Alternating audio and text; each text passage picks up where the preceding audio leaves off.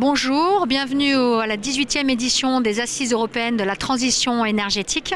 Nous allons parler chambre de commerce, enfin chambre consulaire même, et de savoir de quelle façon elles accompagnent les entreprises vers la transition énergétique à travers des actions collaboratives ou des actions plus individuelles.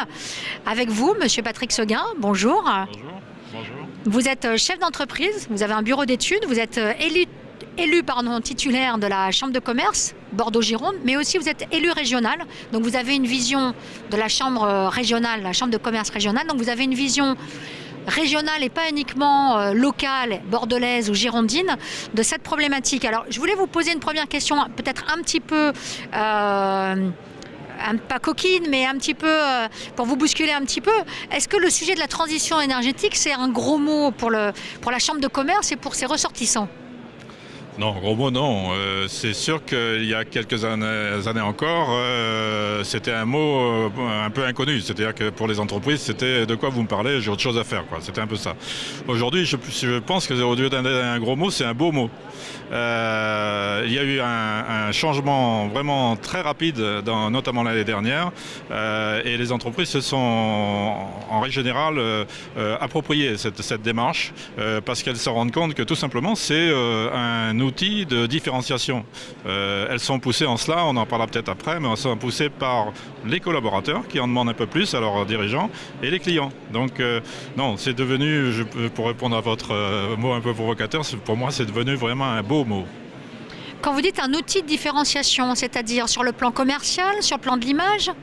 Oui, sur le plan de l'image, effectivement, vous avez des entreprises aujourd'hui qui sont dans leur comité d'entreprise amenées à répondre à la sollicitation de leurs collaborateurs en disant bon, quelles sont les préoccupations d'entreprise sur nos déplacements, le système de chauffage de nos bâtiments, etc. etc. Et donc le chef d'entreprise, s'il n'a pas cette fibre-là, il est obligé de se remettre en question et de s'intéresser tout au moins à la transition énergétique. Donc c'est en interne et puis en externe.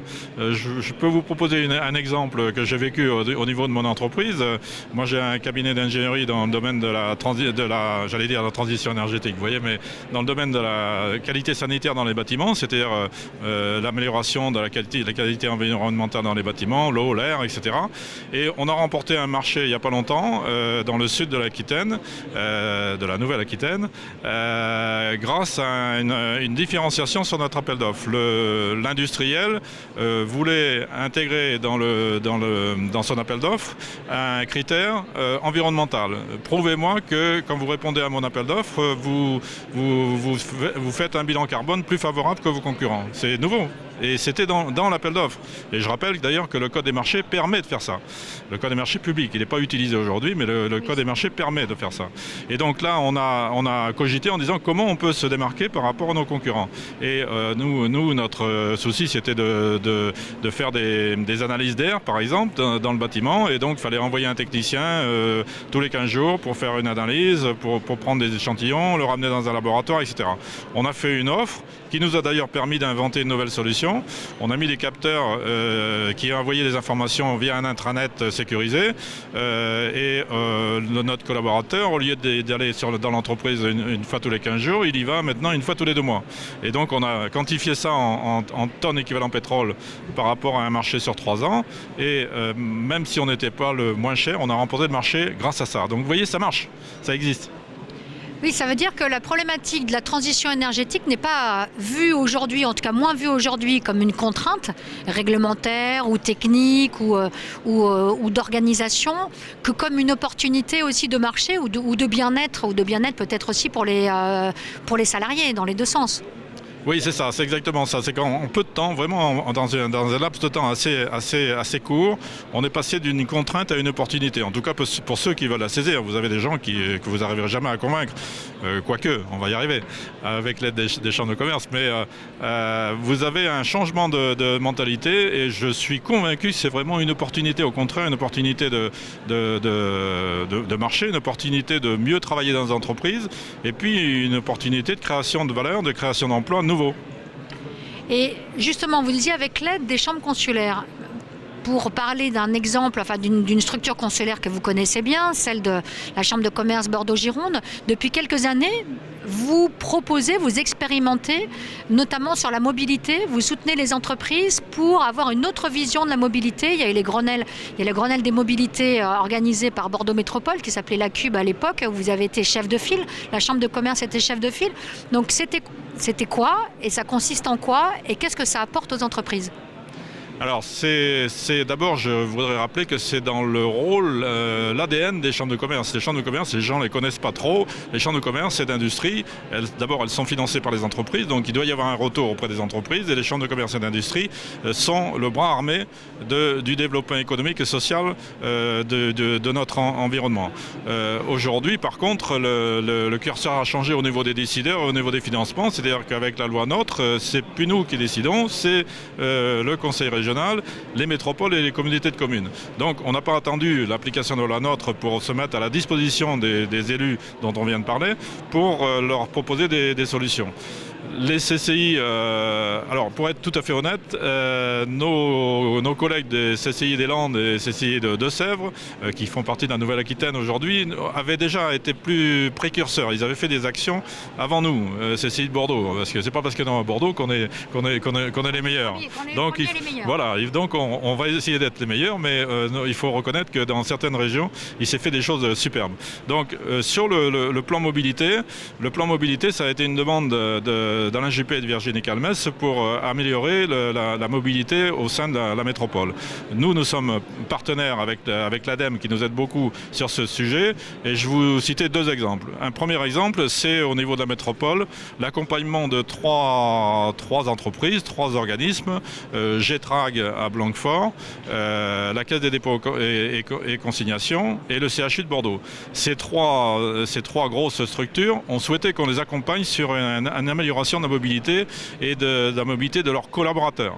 Donc là, nous, CCI, on est bras armés pour étudier les solutions en discutant avec les dirigeants, en discutant avec le personnel, en discutant avec les administrations pour voir de quelle façon on peut améliorer le transport, l'accès aux entreprises. Sur GETRAG, par exemple, nous sommes en train de finaliser une convention qui va, avec l'aide de la métropole, qui va financer un parking à la sortie du tramway et un parking chez GETRAG, de pouvoir faire en sorte que le covoiturage soit facile pour que les gens qui font du covoiturage puissent en toute sécurité laisser leur véhicule. Au niveau de la mobilité, au niveau de la ville de Bordeaux, au niveau du commerce notamment, le gros problème c'est le dernier kilomètre au niveau des livraisons. Il suffit de se promener dans Bordeaux le matin en voyant pour être poli, il y a ce gros bazar de tous les camions qui vont livrer le petit colis qui va bien, alors qu'il y a un camion qui va livrer un autre colis chez le commerçant d'à côté. Aujourd'hui, on travaille avec Bordeaux Métropole sur le dernier kilomètre pour essayer de trouver des solutions avec des plateformes qui seraient imposées aux transporteurs et le dernier kilomètre qui serait organisé avec des véhicules électriques et avec des véhicules de plus petit tonnage. On n'invente pas le truc, hein, c'est des choses qui existent aujourd'hui en Hollande et en Suède et on s'est inspiré de ce qui se passait pour le dupliquer ici avec les particularités de notre belle ville. Juste une précision, GETRAG est une entreprise de boîtes de vitesse, c'est une entreprise franco-allemande qui fabrique des boîtes de vitesse dans la banlieue nord-ouest de Bordeaux. Et Alain Juppé, alors c'est vrai qu'il faut-il le présenter, c'est le maire de Bordeaux et surtout président de la Bordeaux Métropole, et Virginie Calmels qui est la vice-présidente chargée de l'économie à Bordeaux Métropole et aussi à la mairie de Bordeaux. Vous citiez deux exemples, est-ce qu'on peut détailler un petit peu de deux chambres de commerce qui étaient un peu plus précurseurs que vous en matière de mobilité? Vous parlez de la CCI des Landes et des Deux-Sèvres. En quoi elles étaient précurseurs? Eh bien, elles étaient précurseurs dans des domaines de compétences sur des métiers particuliers. Dans les Landes, c'était sur le traitement du bois. Elles ont pris l'initiative de ramener autour de la table un ensemble d'intervenants dans un domaine particulier, dans le domaine du bois, et pour essayer de voir de quelle façon on pouvait optimiser les transports, les organisations de déplacement des matériaux, des matières et des personnes. Et ça marche parce que ça fait l'objet d'un label. Donc c'est déjà ça fait déjà 3 ans, quoi. Donc ils ont une expérience. Et ce qui est bien, c'est qu'ils se sont appuyés sur les problèmes du terrain, c'est-à-dire ce qu'ils connaissaient au quotidien, qui était la préoccupation du tissu économique très local. Dans les Deux-Sèvres, je crois que c'était lié au métier de l'agroalimentaire, et c'était la même chose, c'était de mettre autour de la table tous les intervenants de ce domaine-là pour essayer de voir ensemble de quelle façon on pouvait faire mieux avec moins. D'accord. Est-ce qu'il y a d'ailleurs un sujet, est-ce qu'il existe un répertoire des bonnes pratiques en matière d'initiative, même si c'est à titre expérimental, dans le domaine de la transition énergétique, au niveau régional ou peut-être même interrégional? Alors c'est le gros challenge des mois à venir, c'est qu'on a au niveau de la CCI Nouvelle-Aquitaine, on va créer ce répertoire parce qu'il y a beaucoup d'intervenants. Alors c'est soit des associations, soit des clusters, soit des initiatives privées, soit des associations portées par le conseil régional, avec son président Larousset. Et tout ça, il faut le mettre en musique. Alors au niveau de la chambre de commerce, on s'est appuyé sur une expérience qui vient de Poitou-Charentes, puisque CCI Nouvelle-Aquitaine, c'est toute la région, donc il faut se servir des belles réussites, des bonnes pratiques. Il ne faut pas imaginer que c'est Bordeaux qui sait tout faire, c'est pas vrai. Donc on prendra les leçons là où il faut les prendre. Donc Poitou-Charentes a créé un site internet éco-entreprise qui permet de relayer toutes les expériences, et il y a déjà sur ce site pas mal de choses. On va essayer au niveau de CCI Nouvelle-Aquitaine de fédérer tout ça, notamment avec l'aide de la région, du conseil régional. Pourquoi? Parce que le conseil régional a déjà fait des expériences qui sont très porteuses depuis de nombreuses années. Je suis moi-même membre de Aquitaine Croissance Verte, qui est une association que nous avons fondée avec Alain Rousset, qui regroupe des entreprises qui sont dans le domaine de l'environnement et qui sont déjà dans la démarche d'éco-entreprise et qui ont déjà intégré la transition énergétique dans leur fonctionnement. Ces entreprises ont même fait des groupements d'entreprises qui leur permet aujourd'hui, grâce à ce positionnement, de traiter des marchés, de faire du business. Donc cette belle association existe déjà depuis 4 ans. Il y a plus de 60 membres et elle marche très bien. On voudrait se servir de ça, plus des clusters, plus des assos, pour regrouper un petit peu tout ce monde-là et le fédérer.